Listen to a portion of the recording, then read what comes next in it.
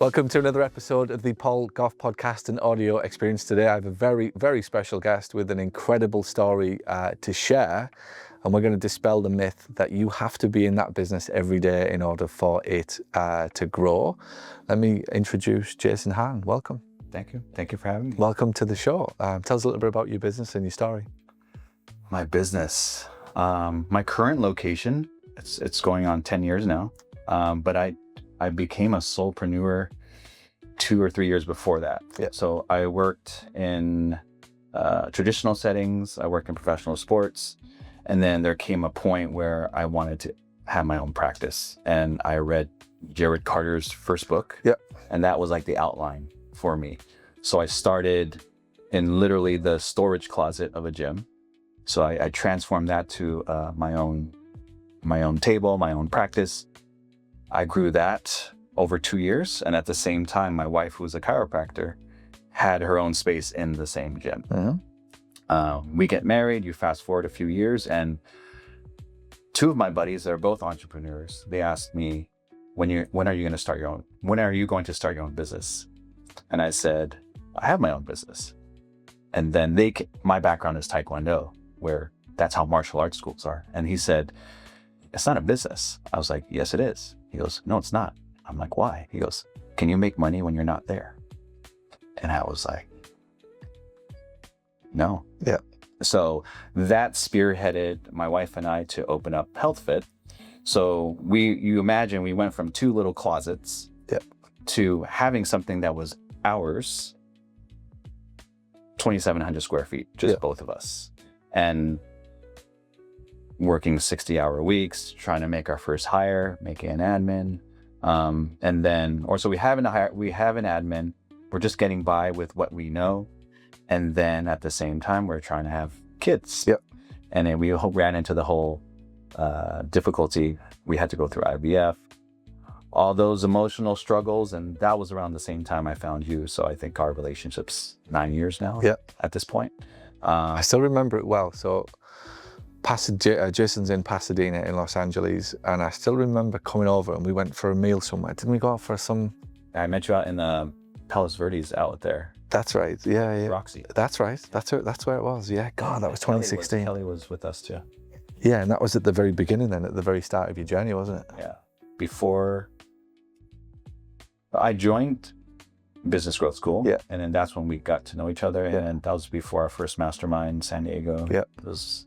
It's been a journey. So take me to LA and Pasadena. I imagine it's at this point in 2016, there's reasonable competition for PT. Like that's a pretty populated area for PTs. Right. So what was it like even just finding your feet and trying to get your head above the noise of PTs in your area? I think personally, I was, I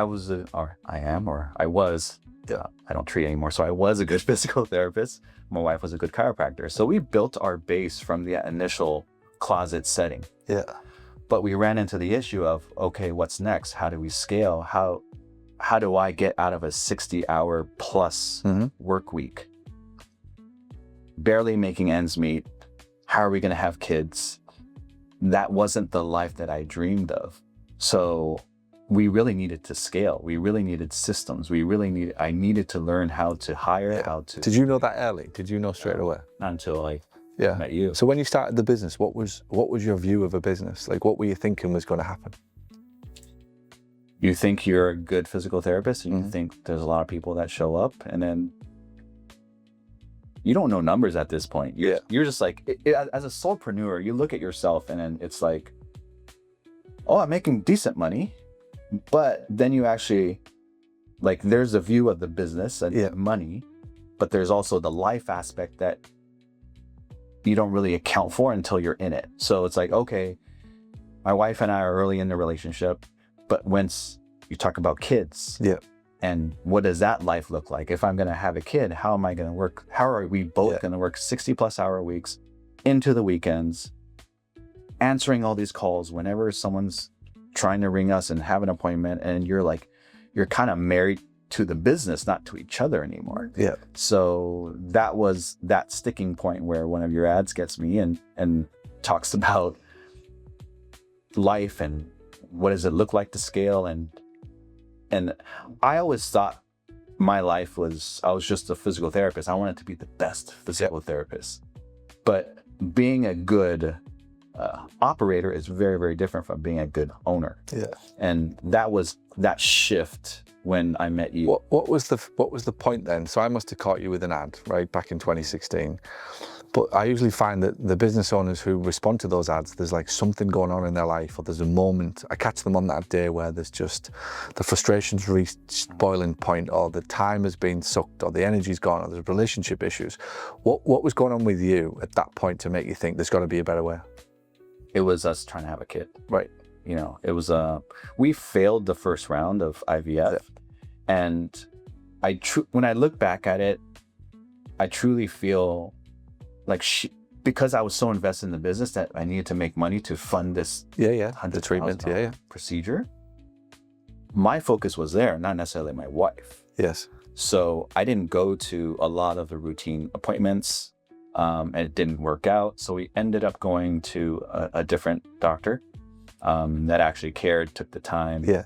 And then throughout that process was really her and I realizing that you need to be in a good psychological state, emotional state, to give us the best chance of what do we want? We wanted a family. So at that point in time, I said, okay, I'm going to go to all the appointments, we're going to make this work. But not only did we need to fund IVF, we needed to make some type of profit in order to purchase a home one day, be able to do things with our kids. Yeah. And so it's like, it was partially wanting a family and a kid, paying for it. And then what does that vision of a family even look like? And if you look at your numbers, you look at your numbers and you look at your situation, it doesn't really match at that point. Yeah. So bunch of things. I think you are a rarity in that there's lots of people who have that view of their life and they know that they want to spend time with their family, but they're not always willing to do something about it. And that's what always interests me. What separates entrepreneurs who are in business and they're frustrated, they've got this life where they're not really enjoying it and they're not seeing kids, they're not seeing family, they're not seeing anybody, they're not true to themselves, and yet they're stuck day to day in the same thing, like week after week, month after month, they're doing the same. And I'm always like curious as to what's the difference? What's the driving force? What have you got that maybe people who are watching this YouTube video right now and haven't got? Like, what is that thing in you, do you think? I mean, role model. You're an incredible role model. So if you had that before, like, and I think that's where it's good for you to understand this. You had a level, I think, of curiosity that allows you to find me, if that makes sense.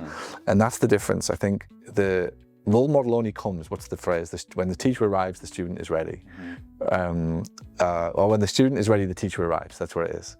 So the student was ready and I arrived in your life, but I've arrived in other people's lives who are not ready, if that makes sense. So I'm not able to help or able to be a role model because they're not looking for somebody. They're stuck, trapped in their life, basically. So I know it now. I've never even thought about this. My dad. Yeah. So my dad, I was a Taekwondo athlete. I fought all around the US, around the world, US national team for 7 years. My dad, besides one competition in Belgium, had never missed one of my competitions. Okay. How he wasn't a business owner, but he was a professor. Yeah. So what he would do, he was able to augment his schedule in his life to be there for you. And what he would do is anytime I had a competition, he would set an exam. Yeah. So he would have a proctor set it instead. So I now that I'm looking back, I wanted to be that for my kids. And then I can't do it if I'm working 60 plus hours a week. It's fascinating because even you've got me thinking about mine and why am I so obsessed of like being at the kids' soccer practice or basketball or there on the weekends or like with them, bedtime stories, taking them to school, because my dad did it. Like my dad's absent, let's just leave it very respectfully. There isn't a great relationship there with my father probably for 15 years. But as a child, he was fantastic. He was an absolute rock in my life, which is why it was quite hard really when he disappeared. Before school, he'd take me. after school he'd pick me up. He took pride in being the one who made my my dinner when I got in. He'd take me to football, he'd take me to any sports, he'd be there, he'd watch every game. He'd take me to watch professional football, you know, my local team in Hartlepool, and he'd be probably the one who put me to bed with the story. So it's amazing how I think we do and are affected. And I always remember thinking I was brought up very well. Like my dad and parents, certainly till I was sort of 16, 17, until the sort of marriage problems kicked in, it was a wonderful childhood and a great role model for me on how I wanted a relationship with my kids. And I think that's influenced me massively. So it's interesting how you say that about your dad. Well, it wasn't until you always say good questions get, I wouldn't say it's a good answer, but you know, if good questions get good answers. So good. So tell us about your business today. We're in LA, we're in Pasadena. We've started a business. Fast forward 9 years, we've got 2 kids, beautiful wife, gorgeous home that I've been to see and is amazing, and a thriving clinic. And when I say thriving, it's with a capital T. Sensational is probably the word as to how well you're doing today, and I hope you realize that. Tell me a little bit about the size and scope of the business right now, and then we'll dive into some of the problems. So right now, like I said, it transformed from 2 people, my wife and I, in 2,700 square feet. Now we have a staff of about 16 and about double that, so about 5,000 square feet. We have our primary practice is physical therapy and a little bit of chiropractic. Yep. But we've dove pretty deep into the wellness space. So I got into the hyperbaric oxygen therapy space maybe 4 to 5 years ago. Mm-hmm. And then most recently the other regenerative therapies like shockwave, EMTT the last year. And yeah, it's been amazing. So we are a, let's call it a low 7-figure business. We're well past $1 million, somewhere between $1 million and $5 million, right? Let's call it that. So we're in that horrible kind of sweet spot zone for problems inside of a business if we go any further, right? What were the problems and challenges that you've encountered to get there? So 100% cash business now, primarily PT with a big emphasis on wellness. And we're doing very, very well. Phenomenal margins at low 7 figures. What were the problems and challenges that you have encountered along the way to get there over the last 9 years?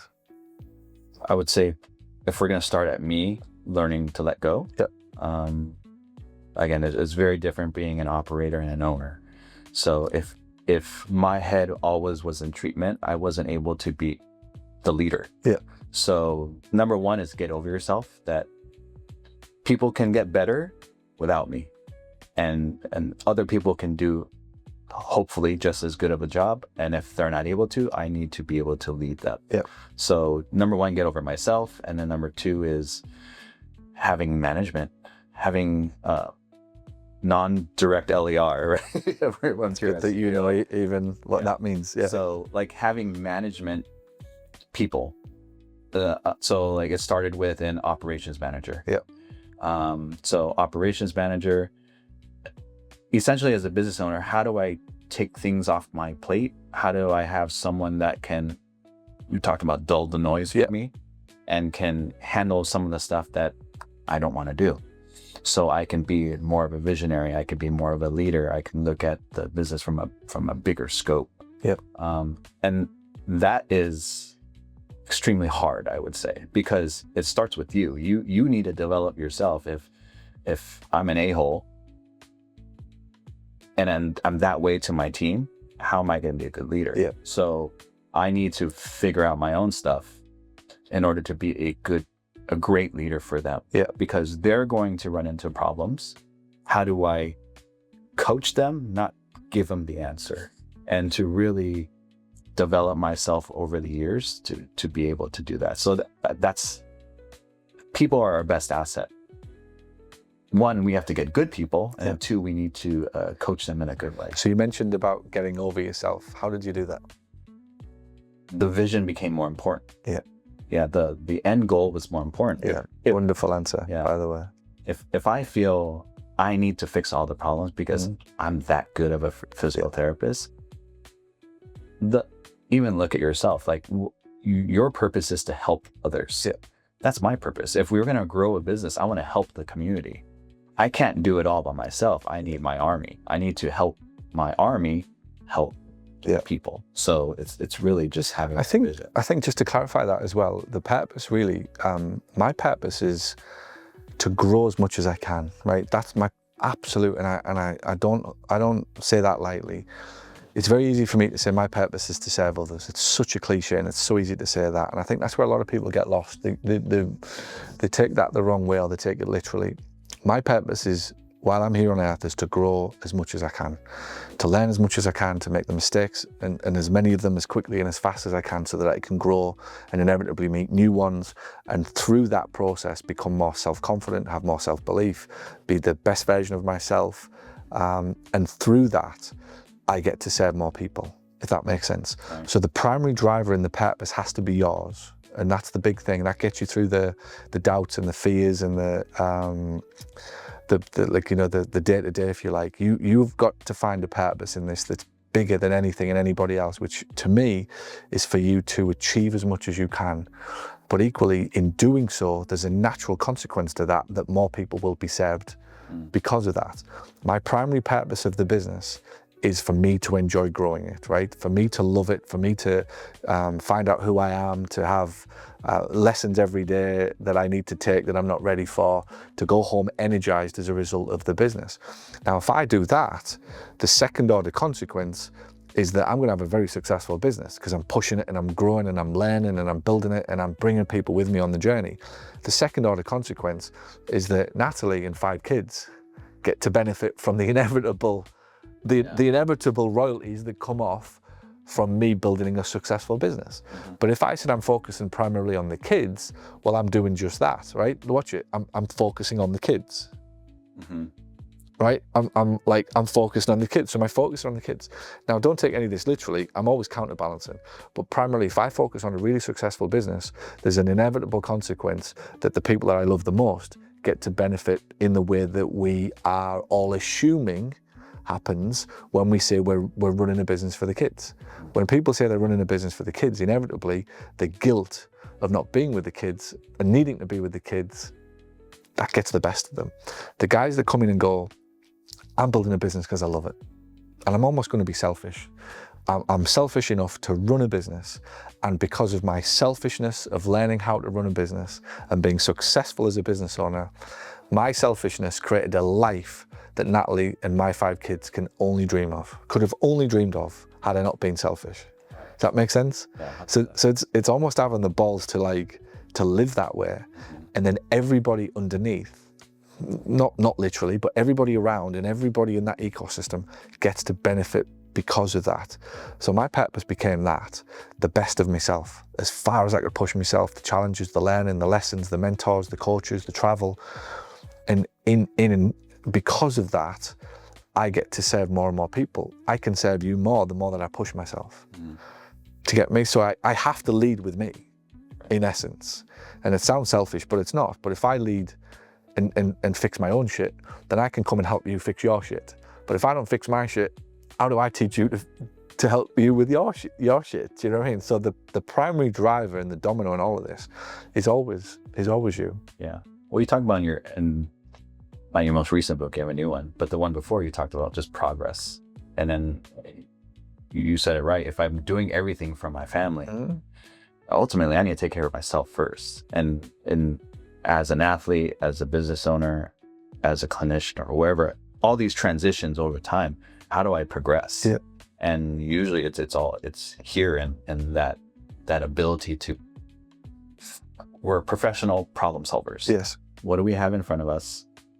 Make a strategic decision and then execute. So yeah, you're absolutely right. I even tell the kids, even now, like Harry's 11, nearly 12, and I talk to him about things like this all the time. Like there's a new phase coming in front of him with girlfriends and a life he won't be around me. Do you know what I mean? It'll be he's going to be there obviously, but it'll be different. But I tell him all the time, like it's his life. He has to live his life. He has to do his thing. It's not for me. It's not for somebody else. It's not for his future wife. It is.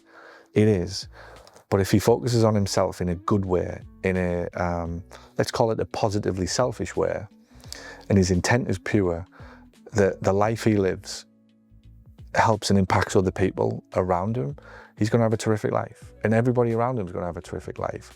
Now, if he goes out and he's selfish in a way that is negative, and he's just out to hurt people, and he has no interest in bringing others with him, and, you know, as Dan Martell says, pass the elevator down and bringing people, if he has no intention of doing that, well, that's the selfishness that we all probably agree on is not a healthy thing. But if he goes out and focuses on himself, fixes his own shit, and makes sure that he's served first in a way that allows him to help others and make sure that other people are, who want it are able to benefit from it, then he's going to have a terrific life. Every business owner I watch who struggles inevitably is trying to please everybody. And there's nothing left. It's death by a thousand cuts. They're trying to be everything to everybody, and there's no energy. And it doesn't matter what they do, they can't do right for wrong, because somewhere along the line they got that wrong about I'm here to serve, I'm here to serve, I'm here to serve. You are here to serve, but only once you've figured out your own shit. I think it's the prerequisite of life is to figure out your own shit. And then when you have, and as you are, then you can bring others up with you. The last thing that we need, and I think I wrote about this in a book, that the equivalent of what's happening in the world is a bunch of math teachers who are bad at math, teaching kids math. That's essentially what's happening in life, where you've got everybody around them who haven't figured out your own shit. They haven't figured out their own shit, telling everybody else how to live life. A bad math teacher teaching kids math. You end up with illiterate kids. You have an insecure individual teaching somebody how to be insecure, how to be secure, isn't going to end well. And I think that's a lot of what we're seeing in society. Right. The math isn't math in that scenario. It doesn't make sense. It's predictably ending, like it just isn't ending well. So I think your purpose and your point and everything is about you ensuring that everybody in that ecosystem benefits. So more about your business, hiring challenges. Tell me some of the hiring challenges you've had. It's a big thing for business owners. Well, I think everyone's going to make mistakes. Yep. I think your job is to make sure that we make less mistakes, to learn by doing. And I feel you can even make the analogy with patience. If you can show them, if we give them the expectations up front of what it's going to look like, the chances of their success are better. Yeah. When you're early in the business, and let's say I'm hiring admin, like, what am I going to do? I'm like, oh, you can do a little this, you can do a little that. And you don't have a clear path for them, their success is a bit harder. As you go, obviously with your first hire, maybe my first admin, I hired her before you, but you helped me bring systems with AGS. Like, okay, here's how to answer the insurance question on a call. Here is an onboarding sequence with your CRM. And why do we do that? It's to get them to whatever it is.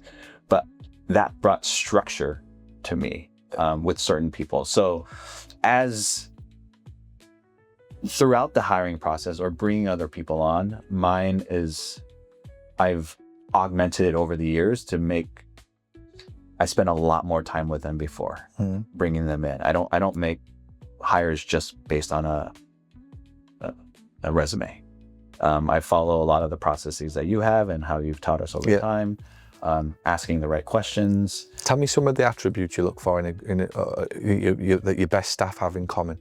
What somebody who's watching this right now is thinking about hiring or needs to hire, what attributes do you find have made or are consistent with your best performers? Energy, willingness to learn, team first mentality. It's just wants to be better and wants to be held accountable. And we've been, there's a few bad eggs. There's always a few bad eggs, but it's I would say those are the main things. Obviously there's a skill component. Can you do the tasks or the job that we're asking you to do? But part of that too is knowing what I need from this position. Over the years, we've gotten a lot more clear. And like we just recently replaced two positions, one physio and one admin. I sat down with my leadership team and I did whiteboard session. Let's say it's admin. What do we want? And then we made the list And then when we were interviewing people, we used that as the litmus scale. So always go back to like these things. Don't get too emotional because, oh, I like them. I was like, yeah, but can they do the job? Yeah. Do they fit the characteristics of what it means to be a health fit team member? So those are, you just need someone that's down, especially if you're starting in business, because that person needs to be able to do different things. Yeah. And if that person is not willing to stretch themselves a little bit more than what they feel they're comfortable with, that's going to be a problem. Yeah. Especially if you're starting early on. And even now, as I come up with ideas, I need someone that's like, okay, let's go. So it's just having that adaptability as well, and just has the excitement and knows the vision of the business. And I think was it a year or two ago, you had us write a paper of like our personalities, and this is what you're going to be dealing with. And the leadership. I did it after that, and everyone gets to read it. Yeah. That is even close to being employed. I go, read this first. If there's something that you don't like, I'm probably not the right boss for you. And I curse a fair amount in real life. So I talk that way in interviews. I talk that way in person. Yeah. This is what you're going to get. And you can ask anyone here. There's nothing to hide. Yeah. If you don't like it, you don't like it. It's okay. Yeah. Radical transparency. Yeah.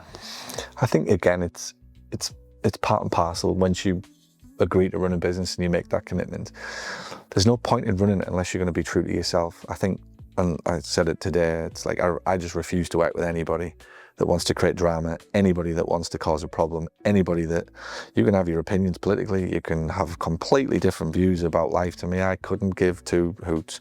But what we have to agree on is that when we're here, like we work together, we're part of a bigger cause, a bigger mission. We leave our shit at the door, we leave our drama at the door, our egos at the door, and we all have to work towards something special. What's the common goal? Like, why is this business even here? It's twofold. It's to help people. Yeah. But also to produce an income for everyone that works here. Yeah. And to produce income for me. Yep. So it's if everyone's crystal clear, or as clear as possible, then we can move forward together. Tell me about then your time at the football club. Tell me about soccer. Sorry, I forget that I'm on sunnier shores. I've been to England for the summer.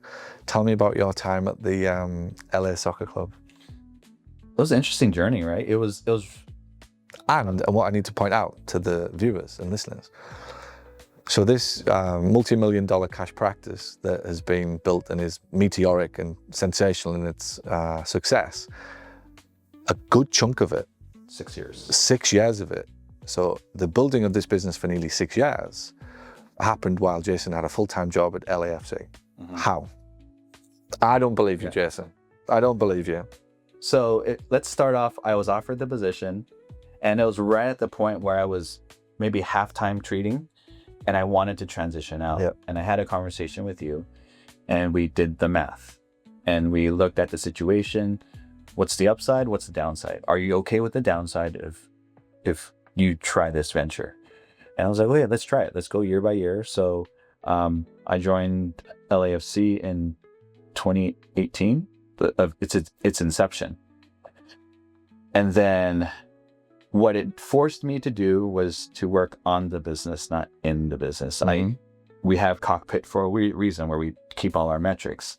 I needed to learn to do that well, to be able to dissect it well, and to come in, if I'm coming in for 1 or 2 hours, to be able to have the right conversations, to be able to have the right strategic moves with my operations and the team. It was smaller at the time, to decide what we were going to do. So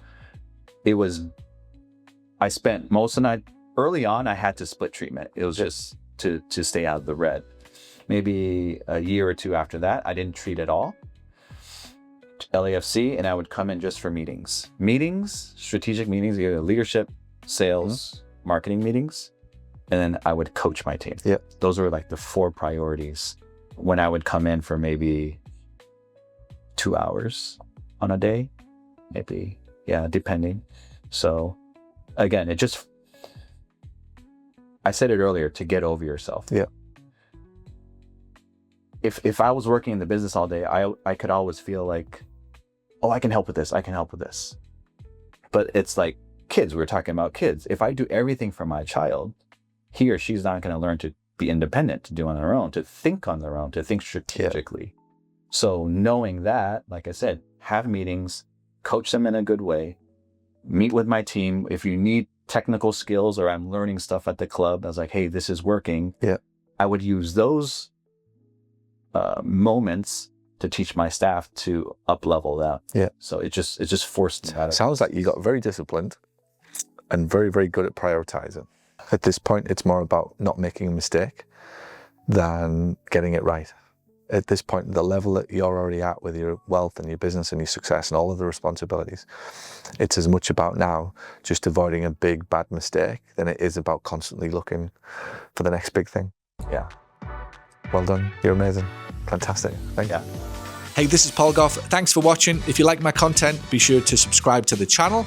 And if you're looking for even more, be sure to head over to Amazon and you can find my 7 best-selling books for physical therapists in private practice. Head over to Amazon and find me now.